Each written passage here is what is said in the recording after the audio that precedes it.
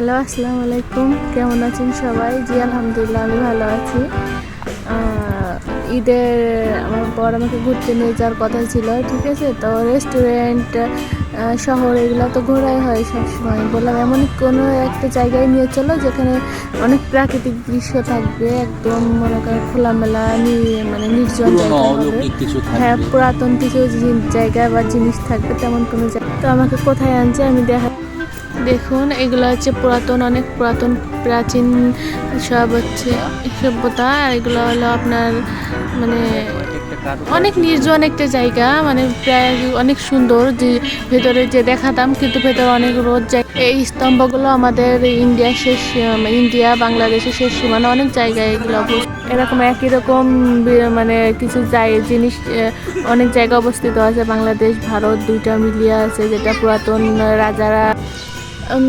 আমি জায়গাটা আপনাদের সুন্দর করে চারিপাশ ঘুরে, অনেক বড়, কিন্তু জায়গাটা অনেক বড় নিয়ে মানে প্রাচীনটা তো আমি দেখাতে পারছি না, যেহেতু অনেক রোদ আজকে, তাপমাত্রাটাও অনেক। আমার বড় অনেক চালাক, যে এমন সময় নিয়ে আসছে যে গিয়ে এক জায়গায় বসে থাকা লাগবে। হ্যাঁ, যে ঘোরানো লাগবে না, কষ্ট করে বসে থাকা এক জায়গায়। এসে বসে থাকলাম, যে রোদে তো বের হতে পারবো না বা চারি সাইড দেখতে পারবো না, দেখতে গেলে মেকআপ নষ্ট হয়ে যাবে।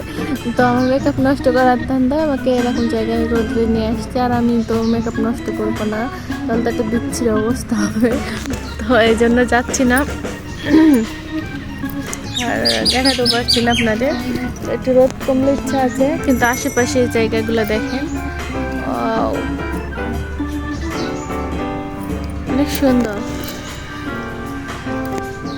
সত্যি প্রাকৃতিক দৃশ্যগুলো অনেক সুন্দর। আমি তো শহরে থাকি, শহরে সব কিছু পাথরের জিনিস মানে দেখতে দেখতে অভ্যস্ত। এরকম গাছপালা, মানে এত রোদ, বুঝছেন, এত রোদ। রোদ একটু দাঁড়ালে ঘেমে তারপরে শরীর জ্বলেও যাচ্ছে, কিন্তু যদি একটু গাছের ছায়া এসে বসছি তো ঘাম গরম কোনো কিছু নেই, এত ঠান্ডা, মানে হালকা হালকা একটু ঠান্ডা বাতাস, সাথে পাখির কিচিরমিচির শব্দ। আর শরীরে লাগতেছে যে বাতাসটা ঠান্ডা, মানে শীতল হয়ে যাচ্ছে, অনেক ভালো লাগতেছে সব মিলিয়ে জায়গাটা।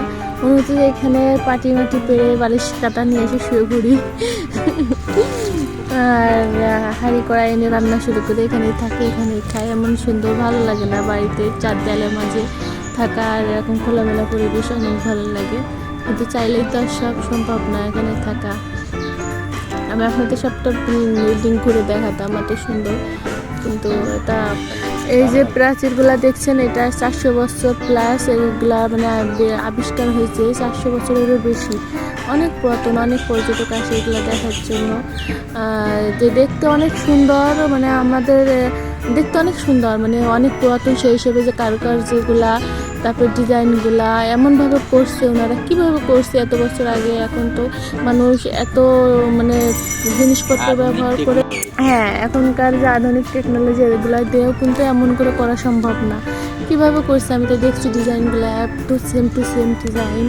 তারপরে এখানে কোনো খুঁত নাই, কারুকাজগুলো করা এত সুন্দর করে, যে রাজারা রাজপ্রাসাদ করতো ঠিক ওরকম। এটা রাজপ্রাসাদের থেকে কোনো অংশ কম নয়, ওরকমই রাজপ্রাসাদই, কিন্তু সত্যি কাজগুলো অমায়িক। কিন্তু দেখাবো আমি, দেখি আর একটা ভিডিও, নেক্সট ভিডিও বানাবো, ওটা আমি সব ঘুরে ঘুরে দেখাবো।